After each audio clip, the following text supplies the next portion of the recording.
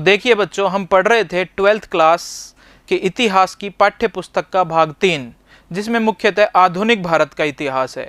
और जो आधुनिक भारत के इतिहास में तीसरे भाग का पहला पार्ट है उपनिवेशवाद और देहात।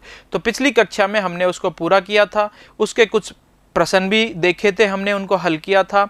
तो उसी प्रश्नोत्तरी सीरीज को आगे बढ़ाते हुए पाठ्य पुस्तक के शेष प्रश्नों को भी हम यहाँ पे आज इस कक्षा में हल करेंगे। तो आइए बच्चों देखते हैं पहला प्रश्न। तो पहला प्रश्न यहाँ पे है, इस्तमरारी बंदोबस्त के बाद बहुत सी जमींदारियां क्यों नीलाम कर दी गई थी। तो बच्चों आपको याद है पिछली कक्षा में जो हमने पढ़ा, तो हमने देखा था कि बंगाल में अंग्रेजों के द्वारा एक नई भूराजस्व व्यवस्था लागू की गई थी और उस नई भूराजस्व व्यवस्था का नाम था इस्तमरारी बंदोबस्त, जिसको जमींदारी व्यवस्था और स्थायी बंदोबस्त भी कहा जाता है। 1793 में किसके द्वारा लागू की गई थी? तो नाम है लॉर्ड कॉर्नवालिस के द्वारा। तो उसमें जमींदारों को क्या समस्याएं थी, क्यों उनकी जमींदारियां नीलाम कर दी जाती थी, ये हमें उत्तर बताना है इसमें। तो देखते हैं, सबसे पहले समझते हैं कि ये जमींदारी व्यवस्था कब लागू हुई, क्या थी। इस प्रश्न का उत्तर हम आगे देखते हैं कि ये कब लागू हुई थी। तो बंगाल के गवर्नर जनरल लॉर्ड कॉर्नवालिस के द्वारा 1793 में एक नई भूराजस्व व्यवस्था लागू की गई थी, जिसका नाम क्या था? स्थायी बंदोबस्त। इसी का नाम है जमींदारी व्यवस्था और इसी का नाम है इस्तमरारी बंदोबस्त लागू किया गया था। ठीक है, इसके तहत लगान स्थायी कर दिया गया था, कंपनी को जो प्राप्त होता था। तो देखिए बच्चों, लगान स्थायी कर दिया गया था, क्योंकि जमींदार अपनी जमींदारी से जो लगान इकट्ठा करता था उसका कुछ हिस्सा अपने पास रख के बाकी कहां पहुंचाता था? कंपनी के पास। आगे देखें तो जमींदार द्वारा समय पर लगान अगर नहीं अदा किया जाता था तो उसकी जमींदारी की नीलामी कर दी जाती थी। कंपनी वो जमींदारी किसी दूसरे जमींदार को दे देती थी। और किस नियम के तहत? सूर्यास्त कानून जो लागू किया गया था कि निश्चित दिन होता था कि इस दिन सूर्य अस्त तक जमींदार को अपना पूरा लगान जमा कराना पड़ेगा अंग्रेज अधिकारियों के पास। अगर वो नहीं जमा कराते थे तो फिर सूर्यास्त के बाद वो अधिकारी ये अधिकार प्राप्त कर लेते थे कि हम आपकी जमींदारी को नीलाम कर सकते हैं किसी दूसरे जमींदार को। ऐसा क्यों होता था कि जमींदार समय पर लगान क्यों नहीं जमा करा पाते थे, वो हम इस उत्तर में देखेंगे आगे। तो कई सारे कारण थे कि कंपनी के द्वारा निर्धारित प्रारंभिक मांगे बहुत अधिक थी। कंपनी के द्वारा लगान इतना ज्यादा मांगा जाता था जमींदार से कि इतना तो जमींदारी से मिलता भी नहीं था। ठीक है, और भी कई समस्याएं थी कि रैयत समय पर लगान नहीं जमा कराते थे, कई बार फसलें बर्बाद हो जाती थी तो लगान नहीं मिल पाता था, लेकिन कंपनी तो लगान मांगती थी। तो बहुत सारे कारण थे। आगे और देखते हैं हम कि भूराजस्व की ये ऊंची मांगे 1790 के दशक में लागू की गई थी और उस समय कृषि उत्पादों के मूल्य कैसे थे? बहुत ही कम थे। मतलब खेत में जो पैदा होता था बाजार में उसका मूल्य उतना नहीं मिल पाता था कि लगान पूरा भरा जा सके। तो इसलिए रैयत जमींदार को नहीं दे पाते थे और जमींदार आगे नहीं पहुंचा पाता था। तो ये भी एक समस्या थी जिसके कारण जमींदारी नीलाम हो जाती थी। फिर आगे देखें कि जमींदारों के अनेक विशेषाधिकार भी समाप्त कर दिए गए थे। देखा था हमने कक्षा में कि जमींदार अपनी जमींदारी का भूस्वामी नहीं होता था, वो केवल वहां से लगान इकट्ठा करके कंपनी को पहुंचाने वाला होता था। मतलब लगान समाहर्ता होता था, राजस्व संग्रह करता होता था, मालिक नहीं होता था। जमींदार को अपनी जमींदारी में केवल लगान वसूल करने और जमींदारी का प्रबंध करने की ही जिम्मेदारी होती थी। जमींदारी की पुलिस व्यवस्था और स्थानीय न्याय व्यवस्था अब उसके अधिकार क्षेत्र से बाहर थी। मतलब अगर कोई रैयत समय पर लगान नहीं जमा करा रहा है तो जमींदार बलपूर्वक पुलिस का इस्तेमाल करके लगान नहीं ले सकता था, क्योंकि पुलिस अब उसके कंट्रोल में नहीं थी। उसके जमींदार की ये विशेष अधिकार समाप्त कर दिए गए थे, न्याय करने और पुलिस प्रशासन वाले विशेष अधिकार। तो इससे भी बड़ी दिक्कत होती थी। आगे देखें, जमींदार शक्ति के प्रयोग द्वारा राजस्व वसूली नहीं कर सकता था। इसी को तीसरे को यहाँ पे समझा है कि अब पुलिस उसके पास नहीं है, न्याय व्यवस्था उसके पास नहीं है। अगर रैयत समय पर लगान जमा नहीं कराते हैं तो वो न्यायालय में जाएगा, तो न्यायालय में मुकदमे लंबे चलते थे।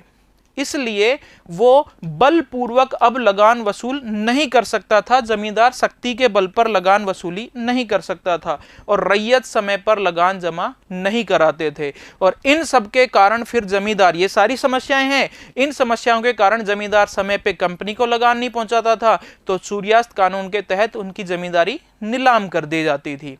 ठीक है बच्चों, तो आगे बढ़ते हैं। पहाड़िया लोगों की आजीविका संथालों की आजीविका से किस प्रकार भिन्न थी? ठीक है, हमने पढ़ा था ना, हमने राजमहल की पहाड़ियों की यात्रा की थी। राजमहल की पहाड़ियां जो कि झारखंड राज्य में पड़ती हैं, वहां पर दो आदिवासी समुदाय रहते थे। पहाड़िया लोग, पहाड़ों में रहते थे इसलिए पहाड़िया लोग, और दूसरे वहां पर नए बासिंदे जो आके बस गए थे वो कौन से थे? संथाल लोग। तो इनकी आजीविका, दोनों जंगलों में रहते थे, लेकिन आजीविका में इनकी में क्या भिन्नता थी वो हमें पूछा जा रहा है। तो पहाड़िया लोग झूम कृषि करते थे, स्थानांतरित कृषि करते थे, जबकि संथाल लोग स्थायी कृषि करते थे।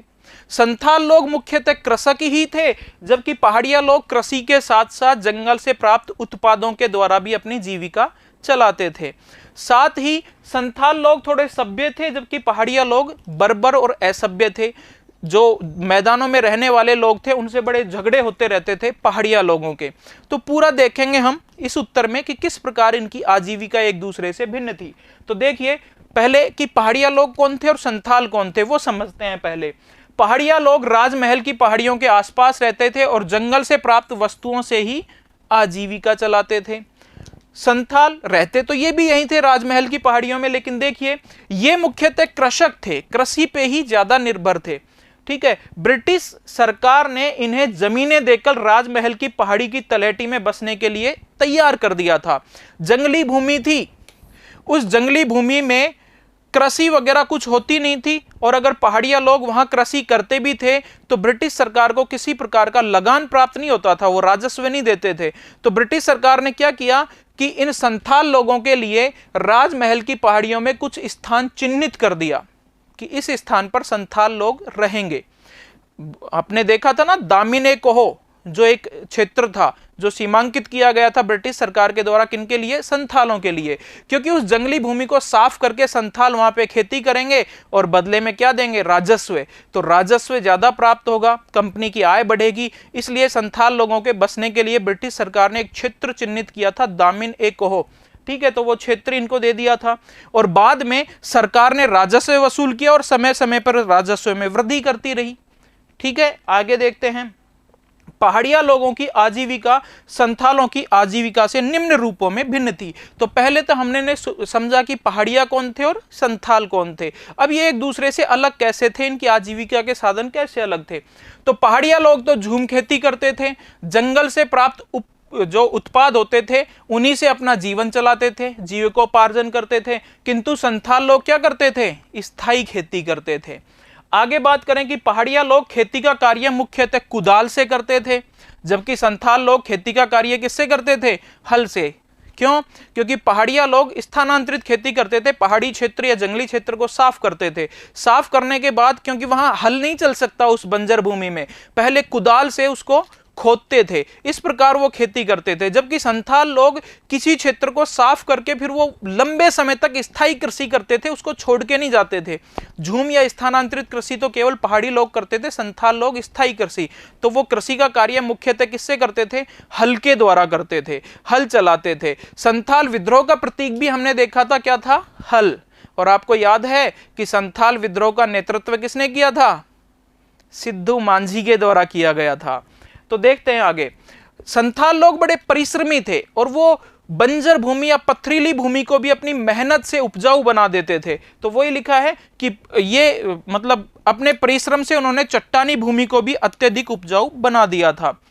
अब बात कर रहे हैं पहाड़िया लोगों की। तो पहाड़िया लोग क्या? झूम खेती करना, खाद्य संग्रह करना, जंगल से जाके शिकार करना, फल वगैरह लाना, ये भी काम था। काट कोयला बनाते थे, मतलब लकड़ी पेड़ काट के उस लकड़ी से कोयला बना के भी बेचते थे। ठीक है, आगे देखें। रेशम के कीड़े भी पालते थे। आदि क्या हो गए? पहाड़िया लोगों के मुख्य व्यवसाय थे, और ये खाना बदोश जीवन जीते थे। स्थायी रूप से एक जगह नहीं रहते थे, घूमते फिरते रहते थे। इस तरह के जीवन को क्या कहते हैं? खाना बदोश। जबकि संथालों की बात करें तो संथाल स्थायी रूप से एक स्थान पर रहते थे, बढ़िया तंबाकू पैदा करते थे अपने खेतों में, अच्छी सरसों पैदा करते थे और अन्य वाणिज्यिक फसलें भी पैदा करते थे। इन वाणिज्यिक फसलों को पैदा करके बाजार में बेचते थे साहूकारों को, तो साहूकारों से फिर पैसे लेते थे। कभी अगर बीच में भी फसल तैयार नहीं हुई और बीच में भी इनको पैसे की जरूरत होती थी संथालों को, तो ये साहूकारों से पैसे ले आते थे और फसल होने पर दे देते थे। ठीक है, ये भी हमने समझा था और इसमें फिर कैसे समस्या आई इस लेन देन में वो भी हमने समझा था। तो संथाल लोग क्या करते थे, साहूकारों से लेन देन भी करते थे। यही लिखा है कि व्यापारी और साहूकारों से लेन देन भी करते थे, जबकि पहाड़िया लोग ऐसा कोई लेन देन नहीं करते थे। मैदान में रहने वाले लोगों से दूरी बनाकर रखते थे, वो जंगलों से निकल के अचानक से उन पे हमले भी करते थे, उनको मारते भी थे। और अगर कोई व्यापारी लोग या कोई भी व्यक्ति उनके जंगलों से, पहाड़िया लोगों के क्षेत्र से जब गुजरता था तो उसे पथ कर देना पड़ता था। अगर पथ कर नहीं दिया तो उसको लूट लिया जाता था।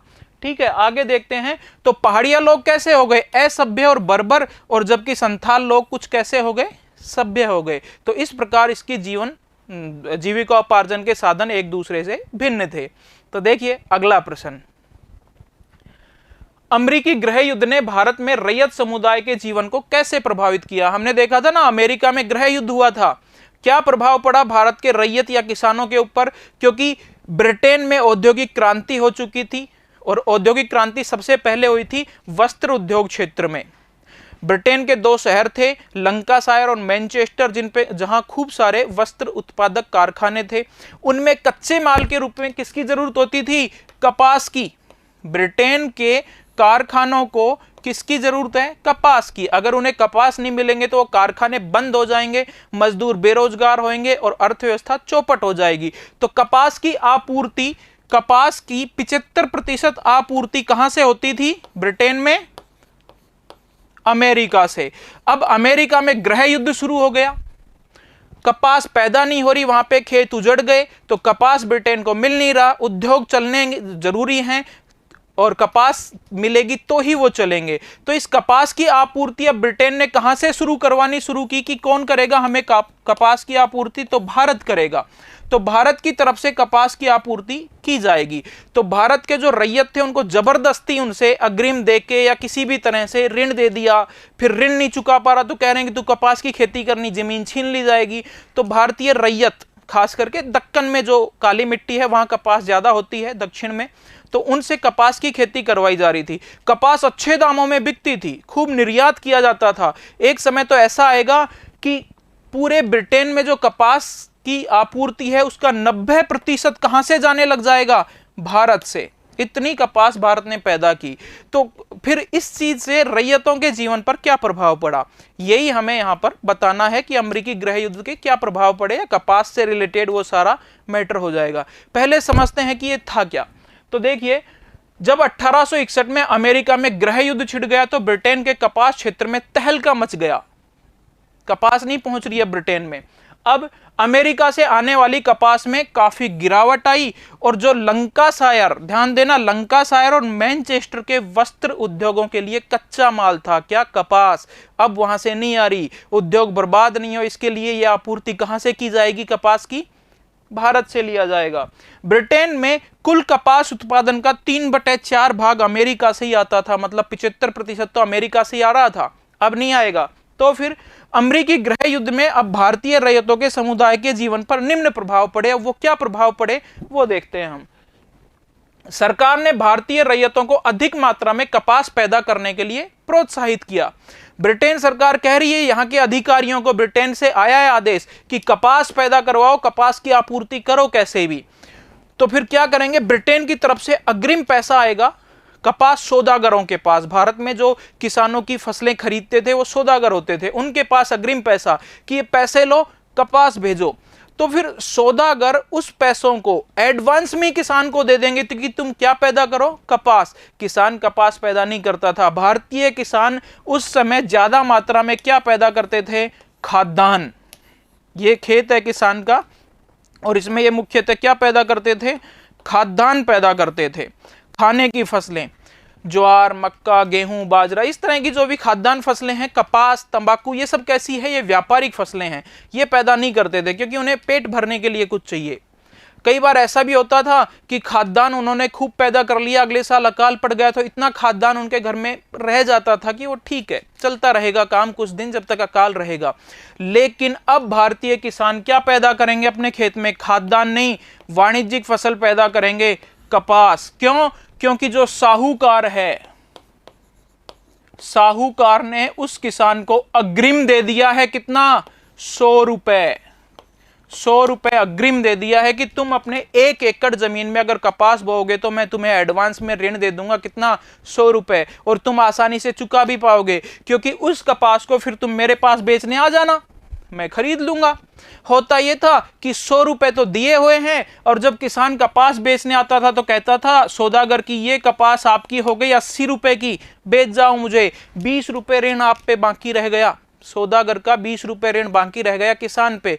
फिर वो कहता था अब क्या करूं? कहता था ठीक है, मैं तुम्हें 80 रुपए और दे रहा हूं, वापस से 100 रुपए हो जाएंगे, और दोबारा कपास वो फिर मुझे भेजो। इस तरह से भारत के किसान एक जाल में फंस गए कि उन्हें कपास उपजानी जरूरी है। खाद्यान्न उत्पादन घट गया और कपास उत्पादन या व्यापारिक फसलों का उत्पादन भारत में बढ़ गया। ऐसा चला। आप सोच रहे होंगे कि किसान तो अमीर हो गए होंगे, कपास इतने रेट में बिक रही है, लेकिन फिर हुआ क्या वो आगे देखेंगे, हम देखते हैं। तो सौदागरों को ब्रिटेन की तरफ से अग्रिम राशि मिलने लग गई, और सौदागरों ने फिर किनको दे दी? प्रति एकड़ के हिसाब से 100 रुपए रैयतों को अग्रिम राशि देने लग गए, और रैयतों के लिए ऋण के स्रोत बढ़ गए। वही रैयत, वही किसान जब पहले सौदागर के पास जाता था तो बड़ी आनाकानी करता था ऋण देने में, तो चुकाएगा कहां से? अब क्या दिख रहा है कि कपास के अच्छे रेट है, कपास बोएगा और चुका देगा, तो रैयतों के लिए ऋण के स्रोत बढ़ गए हैं। आगे देखते हैं। भारत में खाद्यान्न उत्पादन में कमी आई। अभी हमने समझा था खाद्यान्न उत्पादन तो कम हो गया, और क्या बढ़ गया? कपास उत्पादन यहां पर बहुत ज्यादा बढ़ गया था।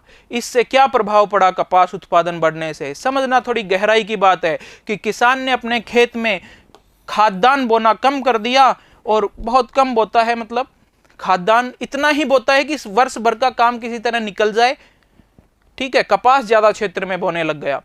तो मान लो फिर हुआ क्या कि कुछ साल में ऐसा हुआ कि बीच में अकाल पड़ गया, खेत में कुछ पैदा नहीं होगा। खाद्यान्न तो भारत में कमी पहले ही है कि बोना ही कम कर दिया, कपास तो हो गई निर्यात, कपास को खाएगा थोड़ी अगर है भी तो खाद्यान्न नहीं है, अकाल पड़ेगा तो अब भूखा मर जाएगा। अकाल भारत में पहले भी पड़ते थे, ऐसा नहीं है कि अंग्रेज आए तभी अकाल पड़ने शुरू हुए, लेकिन पहले भारतीय किसान खेत में खाद्यान्न पैदा करता था तो 1-2 वर्ष का स्टॉक उसके घर में रहता था, भंडारण रहता था। लेकिन अब उसने कपास और व्यापारिक फसलें बोनी शुरू की। आगे हम पढ़ेंगे नील, तंबाकू, अफीम, ये फसलें पैदा करवाएंगे किसानों से जबरदस्ती। अभी कपास पढ़ रहे हैं हम, खाद्यान्न है नहीं, बहुत कम बोया था, खत्म हो गया। अकाल जो पढ़ेंगे अब, ब्रिटिश से पहले भी पढ़ते थे अंग्रेजों के आने से, लेकिन अब जो पढ़ेंगे वो ज्यादा भयानक हो जाएंगे, क्योंकि अब खाने के लिए है ही नहीं। उसने तो उपजाया ही नहीं था, बहुत कम उपजाया था, ज्यादा को उपजाया कपास, और उसके पूरे पैसे भी नहीं मिलते थे किसानों को। देखते हैं आगे, देखिए 1862 तक तो यह स्थिति आई कि ब्रिटेन में जितना भी कपास जाता था या ब्रिटेन में जितना भी कपास आयात होता था उसका 90% अकेला कौन दे रहा है? भारत। तो फिर किसानों को फायदा हुआ? नहीं हुआ फिर भी, क्योंकि जो साहूकार था वो उस पर इतना ऋण चढ़ाता था, इतना ब्याज लगाता था कि उसकी कपास तो ब्याज ब्याज में ही चली जाती थी। और साथ में कंपनी के द्वारा या सरकार के द्वारा भू राजस्व इतना बढ़ा दिया गया था कि जितना पैदा होता था तो उससे 50% तो, आधा तो क्या चल जाता था? भू राजस्व ही। तो देखिए इस तेजी में भी कपास उत्पादकों को समृद्धि प्राप्त नहीं हो सकी। कुछ धनी किसानों को तो लाभ अवश्य हुआ, लेकिन अधिकांश किसान तो कर्ज के बोझ तले दब गए थे। 1865 में अब क्या होता है? गृह युद्ध अमेरिका में बंद हो जाता है। अमेरिका में भी कपास पैदा हो रही है, अमरीकी कपास भी ब्रिटेन पहुंच रही है, भारतीय कपास भी पहुंच रही है, मतलब कपास ज्यादा पहुंचने लग गई। कोई भी चीज ज्यादा पहुंचेगी तो कीमतें गिरने लग जाएगी। तो अब भारत से ना तो बहुत ज्यादा निर्यात हो रहा है, और कीमतें, मतलब भारत से कपास का निर्यात भी कम हो गया, कीमतें भी गिर गई। किसानों ने कपास उपजा रखी हैं, जब वो फसल आएगी तो उसको उम्मीद है कि सारा ऋण चुक जाएगा, क्योंकि साहूकार ने कितने दिए थे? 100 रुपए दिए थे। इसको लगता है कि अब की बार कपास अच्छी है मेरे खेत में, किसान को लगता है जब मैं इसे बेचूंगा तो मेरा सारा ऋण चुक जाएगा। लेकिन अब कपास की कीमतें गिर चुकी हैं, क्योंकि अमेरिका से भी कपास आ रही है, वहां गृह युद्ध बंद हो गया। अब ये कपास देने गया तो उसने कहा कि नहीं भाई, अब तो इसकी कीमत कितनी रह गई? ₹30 ही और ₹70 ऋण तुम पे बाकी रह गया। कपास भी ले लेगा साहूकार और ₹70 ऋण बाकी भी रख देगा।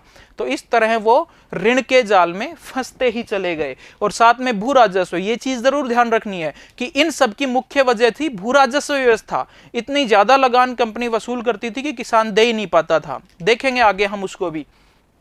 आगे देखते हैं, ठीक है, रैयतों को नुकसान हुआ, इसमें पढ़ते हैं एक बार फिर से। 1865 में बंद हो गया, वहां का कपास उत्पादन फिर से चालू हो गया अमेरिका में।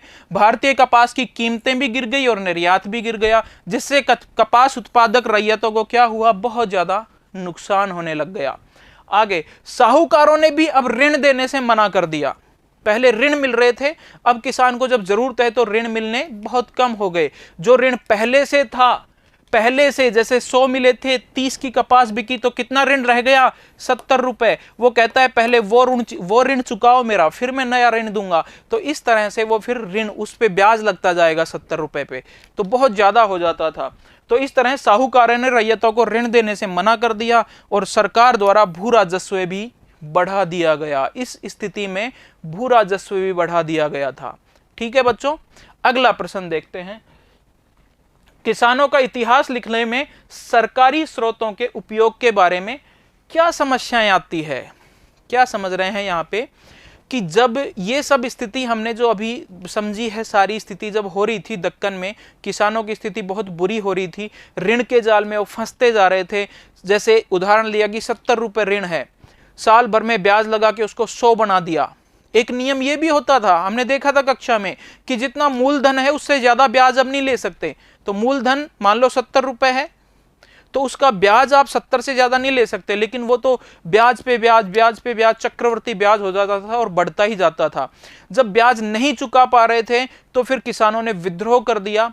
जो साहूकार थे उनकी पोथी पन्ने वगैरह उन्होंने जला दिए, जहां पर ये सारा हिसाब किताब लिखा होता था। बहुत ज्यादा दंगे हुए, तो सरकार ने एक आयोग गठित किया कि ये दंगे क्यों हो रहे हैं, जांच करो। ब्रिटिश सरकार जो भारत में शासन कर रही थी उसके द्वारा। इस आयोग का नाम था दक्कन दंगा आयोग। तो हम जब अध्ययन कर रहे थे अपनी पाठ्य पुस्तक के पहले पाठ का, तो हमने समझा भी था दक्कन दंगा आयोग। अब वो जो रिपोर्ट देगा, उसने अपने रिपोर्ट में क्या कहा, उसने अपनी रिपोर्ट में ये कहा था कि साहूकार इतनी ज्यादा ब्याज लगा रहे हैं अपने दिए गए ऋण पे, जिसके कारण ये किसान दंगे कर रहे हैं। असल वजह नहीं बताई। क्या नहीं बताई? उसने ये नहीं बताया कि किसान ऋण ले ही क्यों रहे हैं। ले तो इसलिए रहे हैं ना कि सरकार ने बहुत ज्यादा राजस्व लगाया हुआ है। अगर राजस्व कम कर दिया जाए, लगान सरकार के द्वारा कम कर दिया जाए, तो किसानों की स्थिति कुछ सुधर सकती है। लेकिन उस रिपोर्ट में, उस सरकारी रिपोर्ट में जो किसने दी थी, दक्कन दंगा आयोग, इन सब चीजों को छुपा दिया गया और साहूकार और किसानों के बीच झगड़े की वजह ब्याज वगैरह को ही बता दिया। तो वो एक सरकारी रिपोर्ट थी, और उस सरकारी रिपोर्ट को पढ़ के हम अगर किसानों का इतिहास लिखें तो बहुत सारी समस्या आनी है। ठीक है, तो क्या समस्याएं आती थी देखते हैं। देखिए, सरकारी स्रोत वास्तविक स्थिति का निष्पक्ष वर्णन नहीं करते। सरकारी अधिकारी होते हैं जांच करने वाले, तो निष्पक्ष वर्णन नहीं कर पाते। अतः उनके द्वारा प्रस्तुत विवरणों को पूरी तरह सत्य नहीं माना जा सकता। आगे देखते हैं, सरकारी स्रोत सरकारी दृष्टिकोण एवं अभिप्रायों के पक्षधर होते हैं। वे विभिन्न घटनाओं का विवरण सरकारी दृष्टिकोण से ही प्रस्तुत करते हैं। ठीक है, जैसे हमने अभी समझा था दक्कन दंगा आयोग के बारे में, उसने कह दिया कि भाई सरकार की कोई गलती नहीं है, बस साहूकार और किसान इनमें सब हो रहा है। असल वजह क्या थी? बहुत ज्यादा लगान, वो छुपा दी इन्होंने अपने रिपोर्ट में। देखिए आगे, सरकारी स्रोतों की सहानुभूति, सरकारी स्रोतों की सहानुभूति प्रत्यक्ष अथवा अप्रत्यक्ष रूप से सरकार के प्रति होती है। अब क्या ध्यान रखना चाहिए? अगर हम दक्कन दंगा आयोग की रिपोर्ट के आधार पर दक्कन के किसानों का इतिहास लिखें तो हमें क्या चीजें ध्यान में रखनी चाहिए? किसी भी सरकारी रिपोर्ट के आधार पर किसानों का इतिहास लिखा जाए तो किन चीजों का हमें ध्यान रखना चाहिए? तो देखिए, अतः किसान इतिहास लेखन में सरकारी स्रोतों का उपयोग करते हुए कुछ बातों का विशेष ध्यान रखना चाहिए। जैसे सरकारी रिपोर्टों का अध्ययन अत्यधिक सावधानी पूर्वक किया जाना चाहिए कि जो रिपोर्ट तैयार करने वाला है उसकी भावना किस तरफ है, क्या वो निष्पक्ष रिपोर्ट तैयार कर रहा है, इन सब चीजों को हमें बारीकी से समझना चाहिए। और दूसरे में लिखा हुआ है कि सरकारी रिपोर्टों में उपलब्ध साक्ष्य का मिलान उस समय के जो समाचार पत्र थे उनकी खबरों में, गैर सरकारी विवरणों और वैदिक अभिलेखों में भी उपलब्ध साक्ष्यों से करने के बाद ही किसी निष्कर्ष पर पहुंचना चाहिए। मतलब दक्कन दंगा आयोग को समझना है तो उस समय के समाचार पत्र क्या कहते हैं, किस तरह की खबरें छप रही थी, इन सारी चीजों को देखकर ही हम सही इतिहास पर पहुंच सकते हैं। केवल सरकारी रिपोर्ट के आधार पर हम किसानों का सही इतिहास नहीं लिख सकते। ठीक है बच्चों, तो उम्मीद है आपको कक्षा अच्छी लगी होगी, सभी उत्तर अच्छे से समझ पाए होंगे। तो मिलते हैं अगली कक्षा में। धन्यवाद।